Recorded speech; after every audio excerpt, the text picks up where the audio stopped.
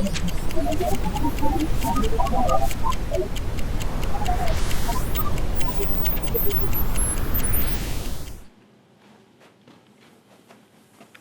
Impossible or James Bond. Dun, dun, dun. Mission. Go louder. You gotta go louder. Dun-dun-dun. That's Mission Dun-dun-dun. Impossible. Okay. That's Mission Impossible for sure. Nice. Way to commit though. That was good. You were a little timid. You are now. Just gotta go for it. Before we jump into our things, Uh-huh. I was taking a shower this morning, and obviously AI is something on everybody's mind. Everybody thinks that AI is the greatest thing in the world. Gonna make a shower AI? There's cool things. No, not quite. Alright. I was thinking of this quote by Warren Buffett. It's one of my favorite quotes in the world. 'Cause it's so applicable to so many things. It's also just kind of funny.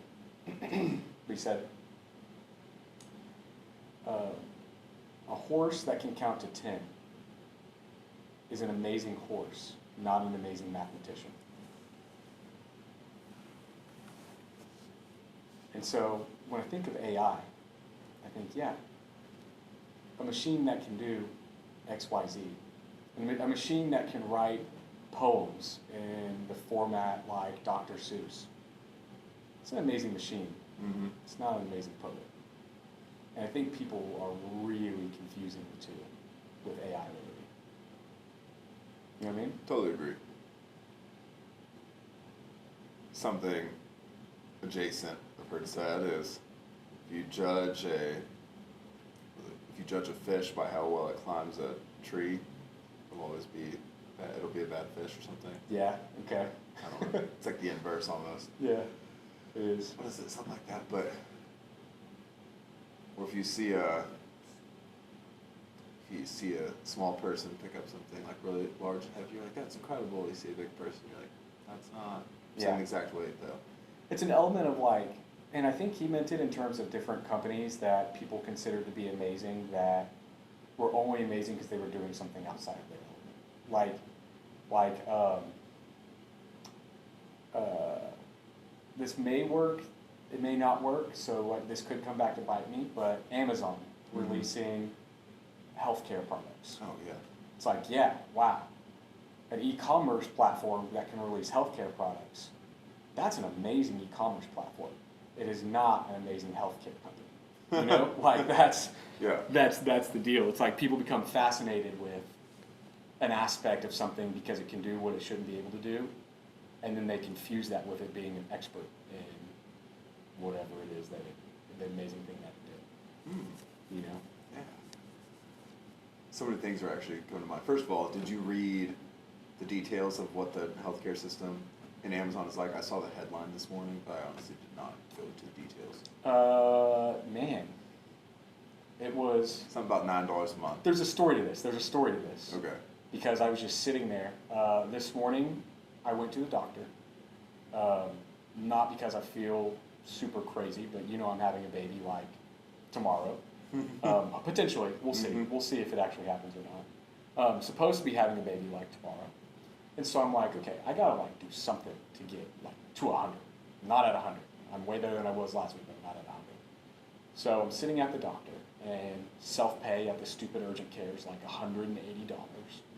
And I've been waiting for 30 minutes, and I'm on TikTok, and a video comes up. It's like, Amazon releasing healthcare. If you're a Prime member, pay $9 a month, and you get unlimited online visits with doctors. And if you pay $66 a month, you get access to generic drugs and yada, yada, yada. And I'm just like, man, here I am paying $180 when I could be paying $9. And I very much regret it. But I don't know, I don't know if they're going to nail it or not.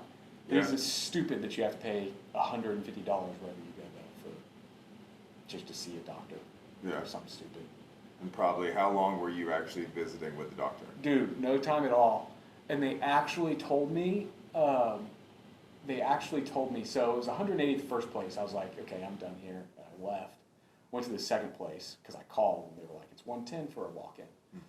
So I went to the one that was 110 and they said, oh yeah, it's 110 or it's 140 depending on what we do. And I was like, bet, okay.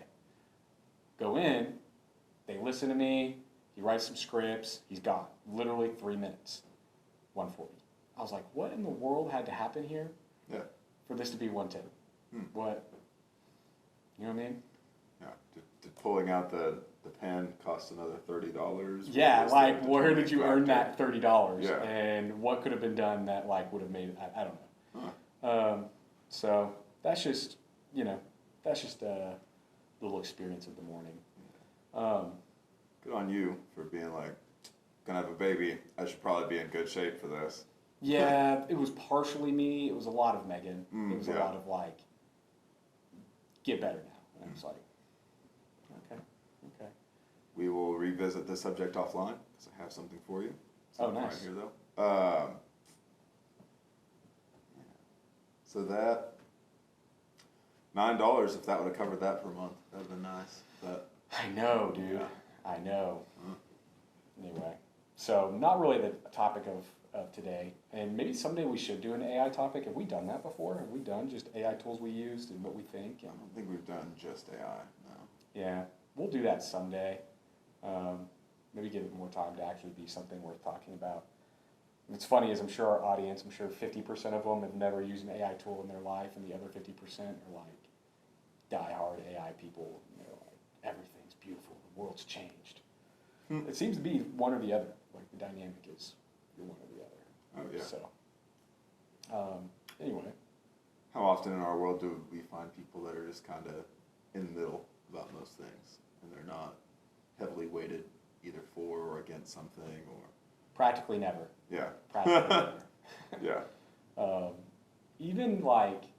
Even in times when it really should be that way, like a Super Bowl where neither one of the teams are your team, you should not be sided towards one side. But everybody always picks one side for whatever stupid reason. So it's impossible for people to be in the middle, I guess. I gotta cheer for something. I know. Yeah. Yeah. What do they say? If you stand for nothing, you will fall for everything. People take that way too literally. Of like, maybe people confuse that with almost I have to stand for everything. It's like, no, you don't have to have a stance on everything. Yeah. I mean, let's break it down to the Super Bowl example. You have no personal stake in the teams. You don't have any of their gear. They're not in your fantasy football league or whatever. And then you pick one, and then you get these like emotional highs and lows throughout the game from it. And you just spent all that on something you really had no position on, but you're like, I've got to stand for something. Probably don't stand for a football game. I mean, Even worse. The emotional drive, because you're so emotionally detached from it, it's hard to get yourself really feeling like you care about the game. So you throw your money on the line to be like, yeah, that'll make me care. yeah. I care about the money. Yeah, not the game now. But Yep, exactly. That'll make me want to watch real carefully. Oh, man. I've never gambled on a Super Bowl, believe it or not. Yeah. You think that's like the place to gamble? It's like kind of 50-50. Yeah. You have decent odds, I think, of winning. But people do those little Super Bowl squares. Have you ever done any of that before? Nope. No sports betting. Good. I can't speak intelligently to it at all. I see people like post squares on Facebook, and I'm like, nah, Yeah. makes no sense. Like you learned an algorithm. You've learned to read statistics, and you learned odds, and you do it here, but in Don't a do job, anywhere else in your everyone's life. like, whoa, no. Yeah, that's funny, man. That is funny. Yeah. Got to trick yourself somewhere. True. Oh, that was part of our last week's. So the topic for the day Uh-huh. comes from you, man, which means you need to introduce it. And then you need to give some backstory of why the heck you're thinking about it. When to put jobs down was my thought. When to tear apart. In meaning that in multiple ways. Not just jobs, just projects, interest, time, back to time prioritization and management. I feel like it's quite possible we could find joy in doing everything, but you just don't have time to actually enjoy all the different things. And so figuring out when to put jobs down and what maybe the indicators are and how to make sure you're making the decision based on what's good for the job or whatever you're trying to do, and what's good for you. It's all really vague. I don't know. Just thinking about things that. Why did I think about that? I have a question for you, and I don't know if we've talked about this offline or on the pod or not. So hopefully it's a question that you haven't answered. Mm. How many projects can one person handle at one time?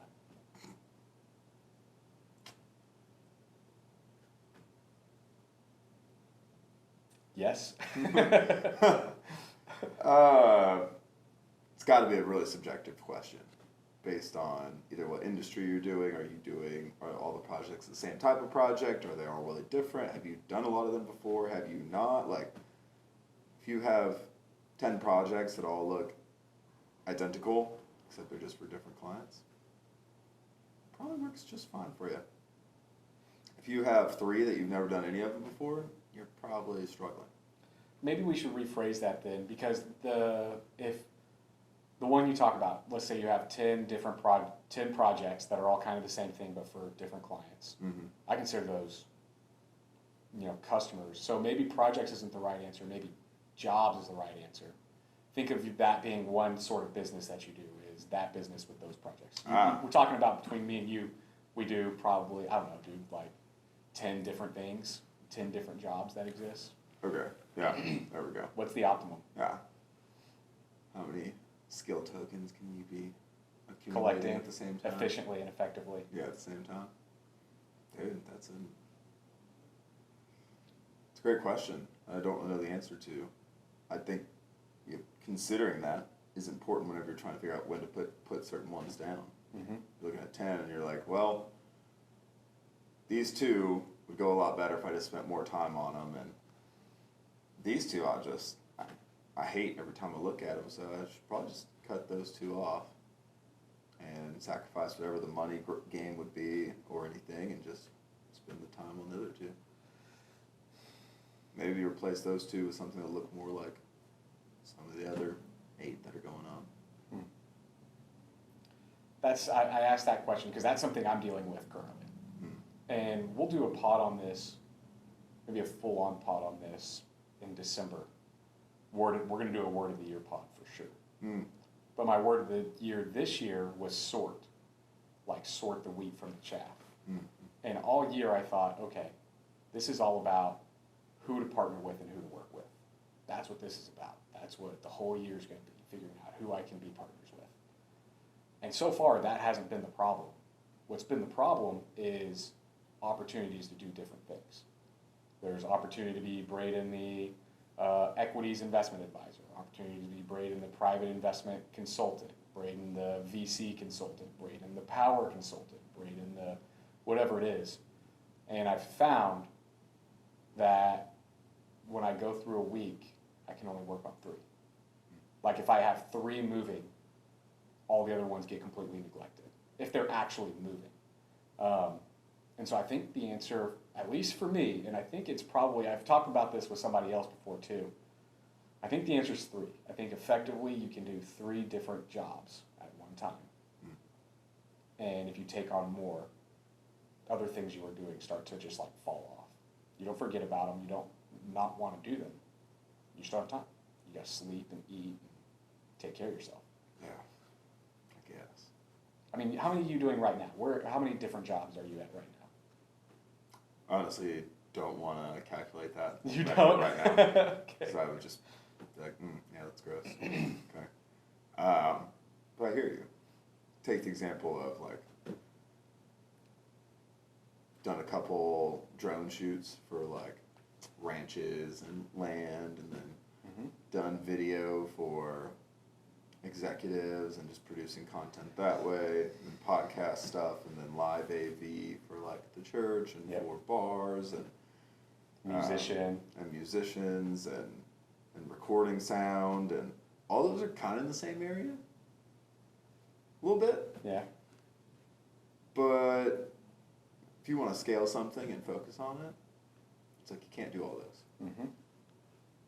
We talked about it a couple months back. I don't think we talked about it on here, but I said, I feel like it takes probably 6 weeks at least 6 weeks of just like really focusing on like if you have one of those things kind of going, it's like you almost have to spend 6 weeks on just that thing to then get it into the next level or phase. And so, gosh, I'm getting really lost today. That's exactly right, though. But yeah, it's like, so once again, you have to like either cut off the jobs or like make it known like can't do this right now, or we're going to go through phases. And so, yeah. So if you look back on your week, you end up looking back and being like, okay, yeah, it might be the case that I have 7 jobs going right now, but this week I only worked on 3. Mhm. And next week, if I try and work on one of the ones that fell, one of the ones that are currently there are going to fall off. So it's interesting. I don't know if that's a problem that a lot of people have, right? A lot of people, they got one job, and they go to that one job and they do that work, and then they're like, okay, I'm done. Yeah.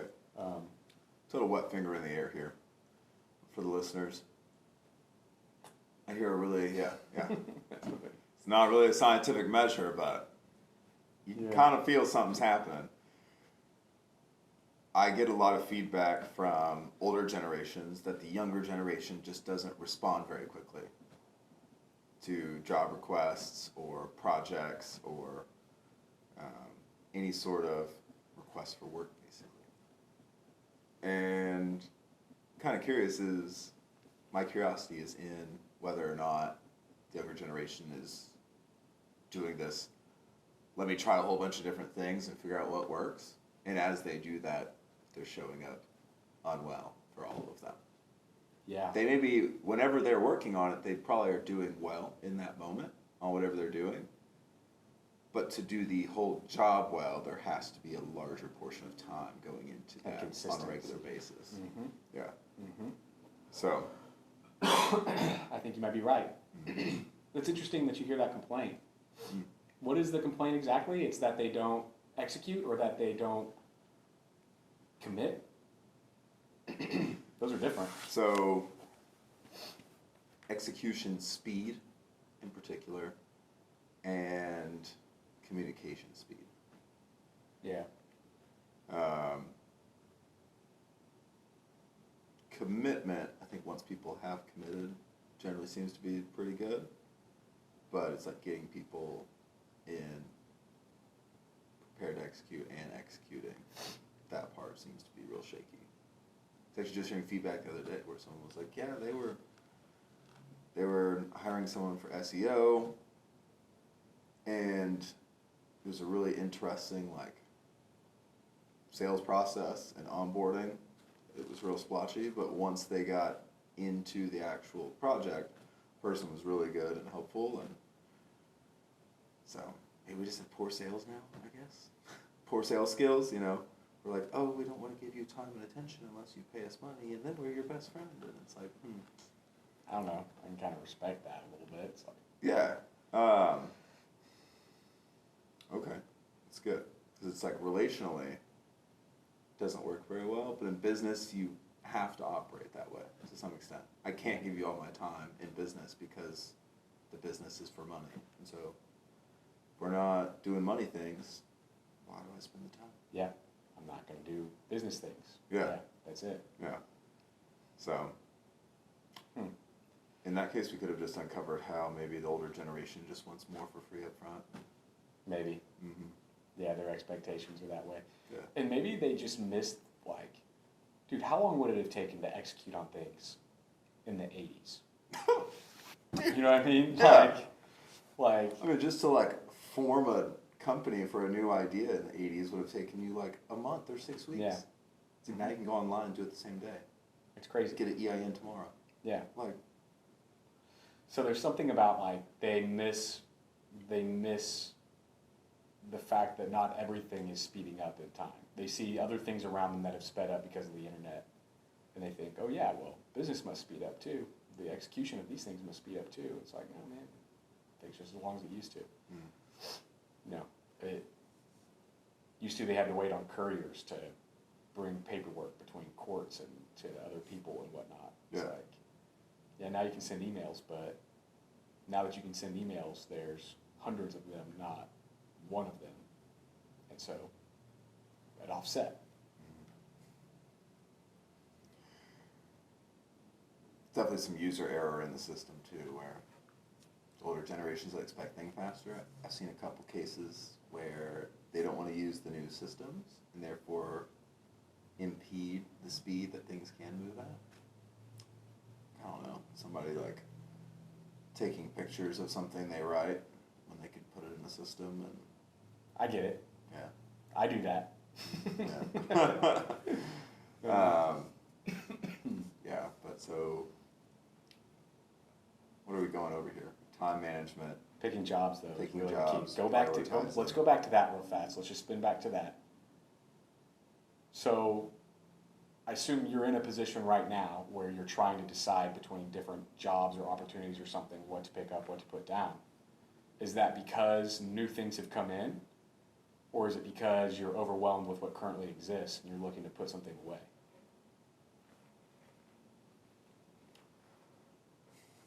A little bit of both. My main direction though is usually like, how can I do less and get more money? Same. So Yes. sorting through the wheat and the chaff. I'm trying to better identify like what's really just chaff, like kind of skipping ahead to another subject we were going to hit on, you know, like what's just another shiny object, what looks Yep. like money now, what looks like quick opportunities, or what's just kind of fun but I'm not very good at and I should just do it for fun. And What do you have that's that? I don't think you do anything that's just for fun. I like to fly the drones. Oh, okay, yeah. And people started asking me to do work around that. I'm like, I can, but Mm-hmm. not quite my deal. I just like to fly. Mm-hmm. The idea of flying is cool. And so, Yeah, that's the interesting problem. That I can, but I don't really like it that much. I don't know how you outsource it effectively if you haven't like done it long enough or understand it well enough yet, but like that's me with a real estate opportunity. I have a real estate opportunity, off-market real estate opportunity to purchase an industrial property. All I have to do, literally all I have to do, is sit down for 6 to 8 hours and go through all of the market comps, get the typical price per square foot, typical development cost, best use, available other spaces available in the area, like all that crap. Like just do the actual real estate research, mm-hmm. and I could probably raise money and get it put together. And then I got to actually operate the thing. I'm like, yeah, I could do that, but it doesn't sound fun. Mm. And it probably could make me decent money, but it doesn't sound fun. Like I'm not like, oh yeah, I want to do that. So it's just an opportunity that I have sitting there that's like, yeah, when I have some free time, that's project number 4. But the first 3 projects always get there, maybe go so long that it's like, yeah, I'm tired. I'm not going to work on project 4. Yeah. You know what I mean? So, and that goes back to sorting. I think that's where sorting has become the problem. Because after 4, there's 5, 6, 7. It's like, yeah, I don't know. Which one do I do, right? And is it worth doing the one that gets you all the money today or whatever? Yeah, how do you know it's a shiny object, right? I don't know. Yeah.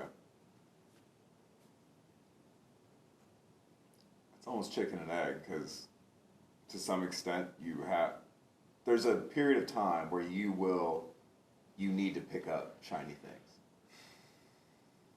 There's a period of time going into business for yourself or trying to figure out like if you want to do your side hustle or whatever Pick up what you can your do. own thing is, it's like pick up whatever you can. Yeah. Roll the dice, cast the lots, take the chance, go for the opportunity, mess it up, whatever. And hold on to it until eventually you're like, oh, this thing just keeps falling lower and lower. As I put more things in, if that one keeps falling down, it's like maybe just Let that one go. It was good for the time. let that one go. And like you learn something, it's probably has some transferable skills in it. And then move it on. I did that for the But don't hold on to them. Don't hoard. I feel like we're moving out of the generations of hoarding things, like having to collect stuff. It's like you can do the same thing with work, where you can just like collect like projects and things that you're like, oh, look, I could do this and I can do this. And all of a sudden my website has 19 pages of different things I can do for you. And it's like, Yeah, that's exactly right. Yep. Yeah, trying to narrow it down sucks. I actually put out a tweet about this really recently. It was my first quote unquote viral tweet, if you will. Got like 23,000 impressions or something like that. And like, It's no joke. kind of went big. But it was about closing down the hedge fund back in January. Now, there's some backstory to it. A guy on Twitter in real estate recently committed suicide, and everybody was like, oh, he was tweeting about being in financial trouble and reaching out to all of us about, like, you know, needing help raising for things and stuff like that. And so the assumption is that he just, like, he was a developer, and it seems like just had problems. And I'm going somewhere with this. Where I'm going is the practical steps of dropping the thing. So then I was like, okay, it's interesting, but the response on Twitter is all these people are tweeting like, oh, I'm going to get bankruptcy attorneys on my podcast so they can tell you how bankruptcy goes, and I'm going to get people whatever, yada, yada, and, you know, that way you can be educated and you don't end up like this guy, like, this is sad, blah, blah. I was like, you guys are all missing the point. Like, when I shut down the fund, it had nothing to do with the money. Nothing to do with the money. And that's what a lot of those small projects are, right? Like, maybe you got a little money out of them at the beginning and that's why you picked them up. Maybe you didn't, and that's just like literally what you wanted to do, whatever it is. The money isn't the object. There was a pride in me of being able to walk around saying like, yeah, I'm a hedge fund manager. And eliminating that pride. I put in that tweet, take all my money, but don't take my pride. And I said, there's more emotional to what makes a guy do something like that and what hurts putting something down that is outside of, oh, well, I'm going to lose that money. Or, oh, what, you know, I'm going to lose all the time spent on that. It's, yeah, in 6 months, whenever I go to Christmas or whatever, my parents are going to ask me how the hedge fund's going, and I'm going to have to re-explain to them how I closed it down, just like I had to explain to all my friends the months before. And it's always going to come back up to you. 2 years down the road, you're going to see somebody that you had talked to about it whenever, and they're going to be like, how's the fund going? And you're going to be like, oh my God, this again. You know, like, you know, it's like every single person you talk to, you have to be like, I quit that. I stopped that. And there's a pride element to that makes it really hard to drop those projects and jobs. Yeah. Really hard. So it's easier said than done. You know, we can talk about like, oh, get a new one, just drop the old one. But I just don't think people have a good job or a good grasp on what it means to do that. Yeah, it is hard. It was hard, wasn't it? Yeah, dude. Psychologically, and I wrote in that tweet, I was like, I was probably depressed for a few weeks. Like, I don't know, I've never been like clinically, we've talked about this before, I've never been like clinically depressed. I don't really know what it is, but yeah, dude, I didn't do anything for like 3 weeks. I was just like, yeah, no, I'm just gonna like lollygag. I'm not really good enough to do anything else. So, and when I wrote my first letter, alerting the partners that I was closing it, I let the Megan proofread it. She was just like, do you need to go see a doctor? And I was like, no, like, I think I'm okay. So. What, you weren't writing incomplete sentences or coherently? No, it was coherent. It was very coherent. Okay. It was like, it just was like self-demeaning and not, I think it just went too far on like the I'm not good enough thing. Anyway, so yeah, I don't talk about closing the fund very often because it sucked, but it's just hard to let those things go, you know? Yeah. So. Was there some, it sounds like there was some like intermixing between like the hedge fund and like who you are or your own value. Yeah, that's it.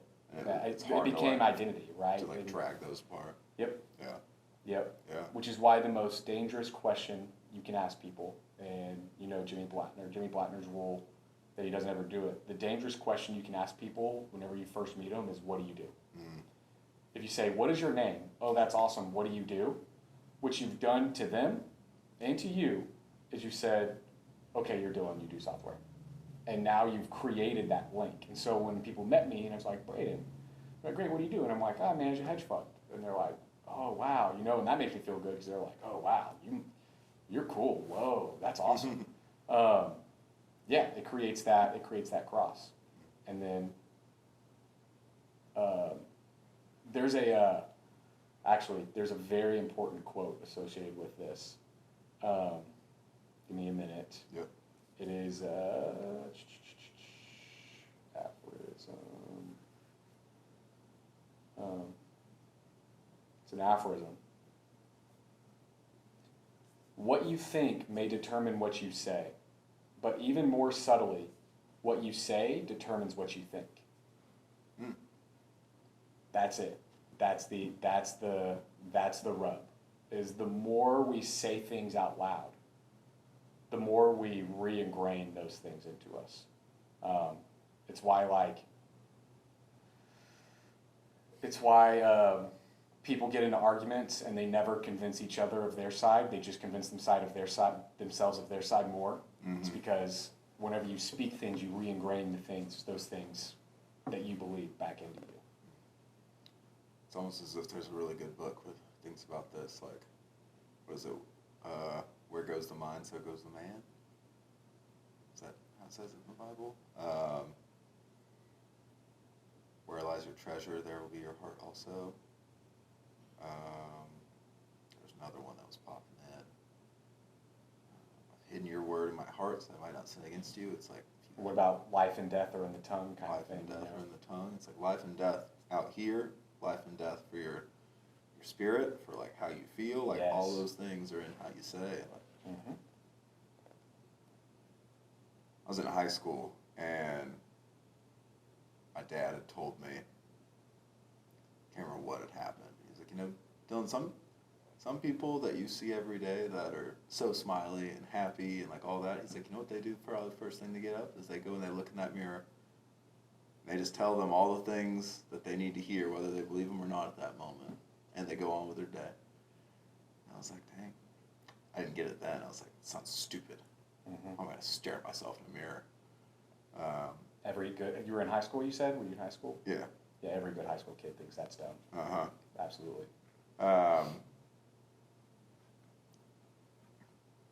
meaning behind the practice, though, is to train those words to train your brain to align those words with you, as opposed to not. Mm-hmm. Something else, some other random story. Back to, we just did the stories we tell ourselves. Yes. Boom. Those are important. So yeah, I mean, that's got to make letting go of anything really hard if you think it's part of you. I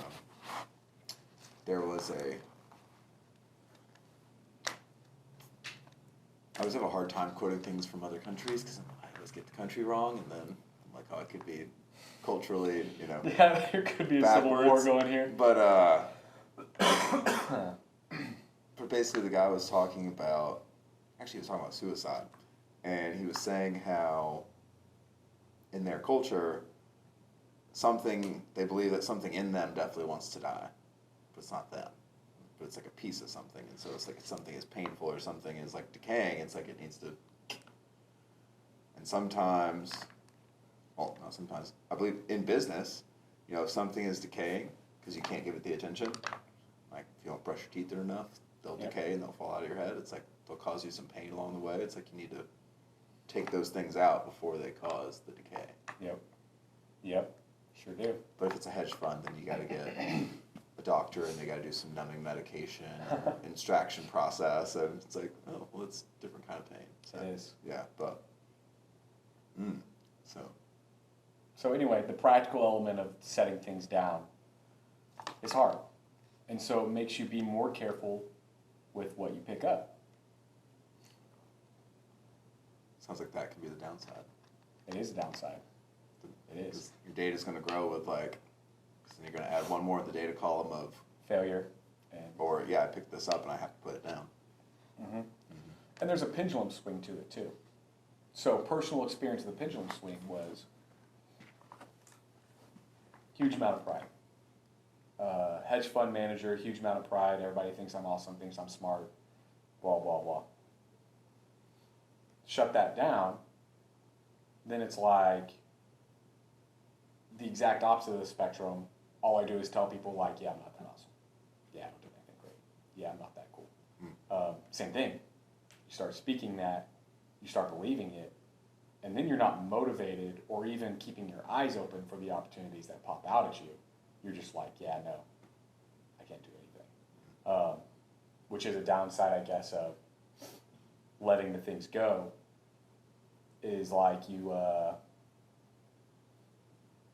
don't know if there's so there's two things to it. One, either A, you're just more hesitant on the things that you bring in, or B, you've created a self-talk around you, a story around you that you don't even look at things anymore, you know? Yeah. So, I don't know. Both definitely possible. It's like you use that same feeling, though, to help you say no to the things you need to say no to. Mm-hmm. Like, because that has to be one of the measures or the standards where you go, like, because eventually, say we're on a path here to trying to, like, narrow down to, like, what these things are that are going to be your things. Here, there's going to be a whole lot of, like, pick them up, put them down, pick them up, put them down, pick them up, put them down, pick them up, put them down, to get right here. To get down to this smaller part of the funnel, though, it's like you will eventually start saying no to more things.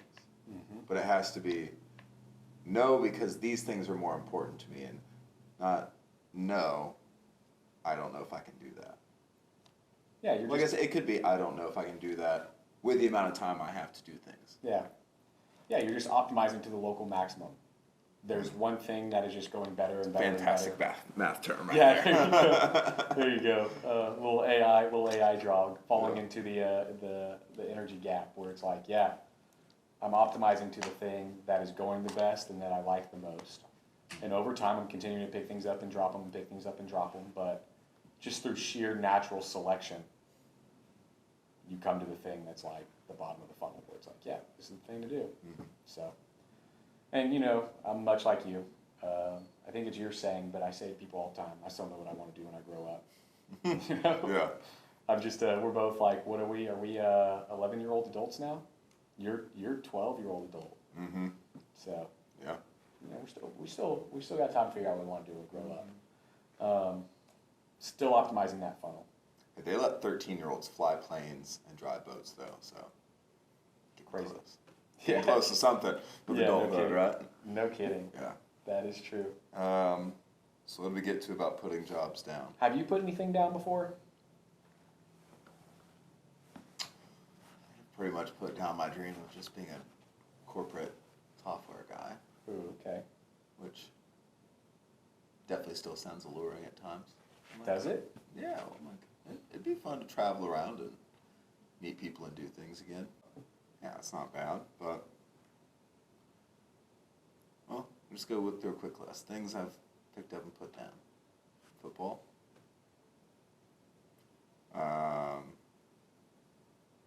Insurance. Definitely don't want to do that one anymore. Mm-mm. That one was easy though. That one was easy to put down.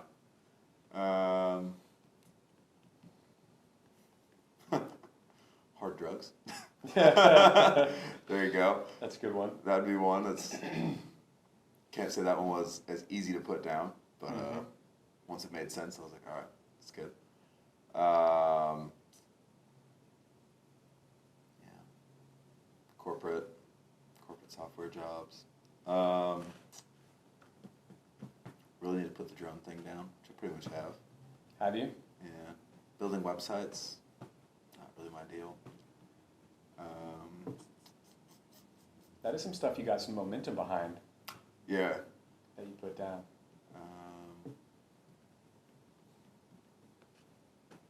Yeah, nothing crazy. Hmm.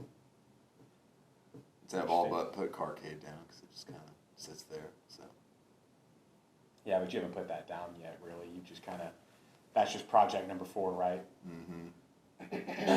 just hangs out. It stopped again.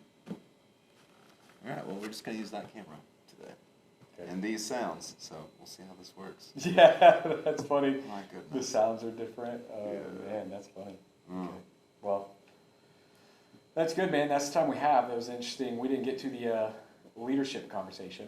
We'll just do all leadership next time. All leadership. How to analyze deals. And so next time, unfortunately, I don't know when we'll have our next one. Maybe in a week, maybe a little longer, if baby comes, depending on when baby comes. So that'll be interesting. We missed our first episode last week.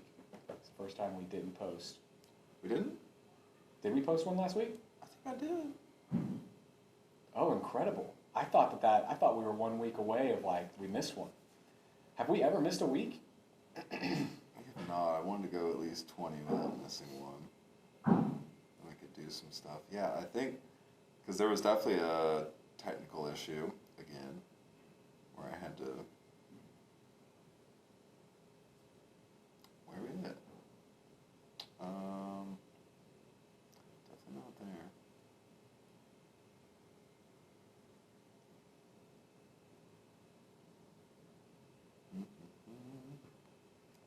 Let's see, disruptive mind. Yeah, episode 19, stories we tell ourselves. We got it in. Heck yeah. That's legit. All right. Nice. All right, well. Very nice. So we still haven't missed one. I lied. No. That's awesome. This will be 20 episodes. Way to be consistent. We're not putting this one down. This one stays. All right. Oh, hey, this is one of those things, isn't it? All right. It stays. It remains. Yeah. It's an easy one, though, for the most part. I mean, well, shoot. It's easy for me. Yeah. It's not very easy Today for you. won't be super easy after this Oh, well, camera that's fiasco, but okay. it's cool. Cameras are cameras. All right. Yep. Let's rock and roll.